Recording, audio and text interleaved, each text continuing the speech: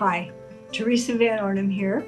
I'm going to demonstrate to you my paper sculpting technique. I sculpt birds and fish and various things out of shredded paper. This is one of my more ambitious pieces. Most of my pieces are much smaller than this, but I'm rather proud of this. This is from last year's show.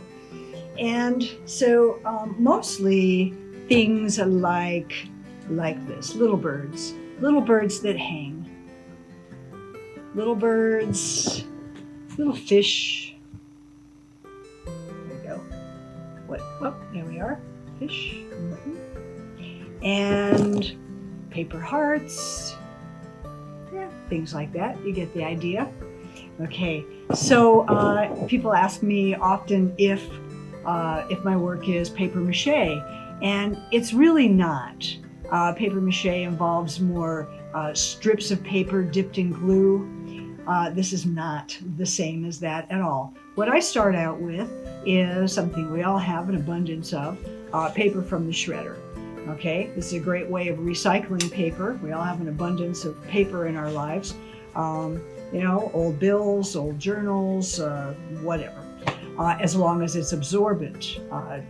Magazine papers, magazine pages that have a shiny surface, that wouldn't work well. The plastic envelopes from the mail, from the bills, that doesn't work. Only paper that is completely absorbent. So what I do with that shredded paper is I soak it in water. I soak it in water a few hours, overnight. When people ask, oh, how long does it take? When is it ready? Well, it's ready when I get back to it, that's all. So, you know, usually a couple of hours is enough time, but well, sometimes a bowl of paper will sit for a couple of days before I get to it. What I do is I just take a bunch of it out of the bowl and I start forming it by pressing the paper, pressing water out of it, okay? Just press the water, press and press, and press and work towards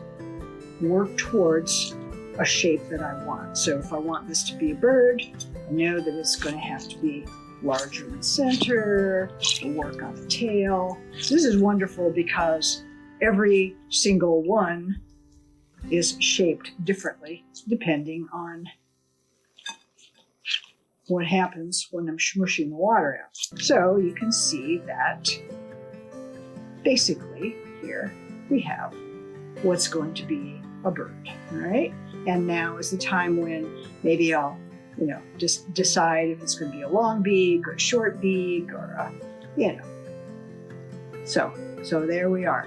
That's the, this is the start of the whole thing. So put him back in the bowl. Now, where he would actually go after the bowl, after getting, you know, the water squeezed out, would be for about 2 days of drying in the sun. And obviously our hot, dry summers are great time for doing that aspect of the work. So most of my sculpting gets done in the summertime, and then the coloring can be done anytime. So sometimes I do a whole bunch of them in advance and then work on the colors later. After drying in the sun for a couple of days, this is what it looks like. And it's rock hard.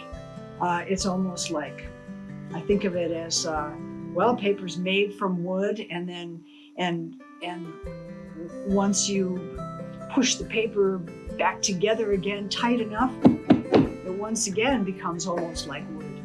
So here it is, as you can see, just the dried paper.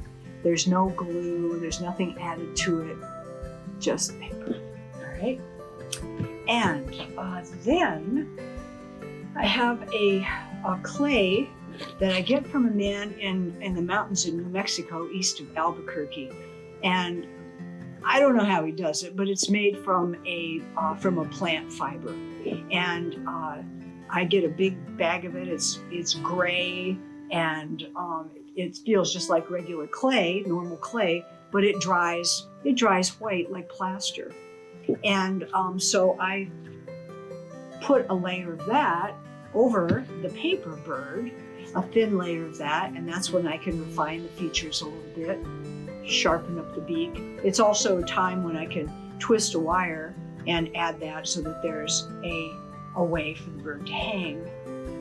Also, that would be the time when I would twist wire and fashion feet so that the bird, the larger birds that have feet can stand. And so that's done when I apply the clay. All right, so again, about a day of drying in the sun and maybe refining the features a little more with sandpaper, sharpen up the beak, make the tail how I want it, all right? So I just love them when they're in this state. There's something pure about them. All right, so now to get to the finished product, I think I said earlier, there's no paint, it's just paper. So the way we get to that is I use all kinds of colored paper. People save their gift wrap from Christmas for me. Tissue paper, all kinds of colored paper. Everything is fair game, as long as it has some absorbency to it. And the way I apply that to the bird, here I've got one started here, is with this product is what I use. It's an acrylic medium, and I take the acrylic medium with a brush, brush it onto the bird, and then take some paper and put it in that place. And fix it with the acrylic medium, just like that. And I just keep working it. I just keep putting more and more layers, different colored paper, but the more I want them, fashion wings and accentuate the tails and put a different color on the beak. And in the end, after all of the paper is applied and the design is completed, then I paint the eyeballs on. Okay, paint the eyeballs on, and I finish it off with several layers of a polyacrylic varnish. This integrates all the different thicknesses and layers of paper so that it all feels like one smooth surface, and that requires about 6 or 8 coats of this stuff. But then it gives it a really, really beautiful, beautiful shine, and there's the completed bird. Okay, so that's it.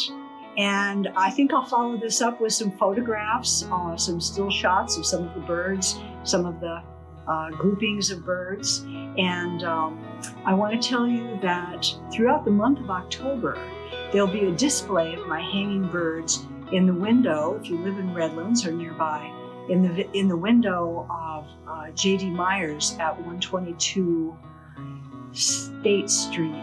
Throughout the month of October, there'll be an exhibit of the birds there, and we'll be having a reception on October 17th from 5:30 to 7:30. So come on by. After that, the birds will be available in my office at Redlands Acupuncture. I think that the information will be at the end of the video. Okay, thanks very much. And I hope you enjoy our online show. We'll see you in person next year. Thank you.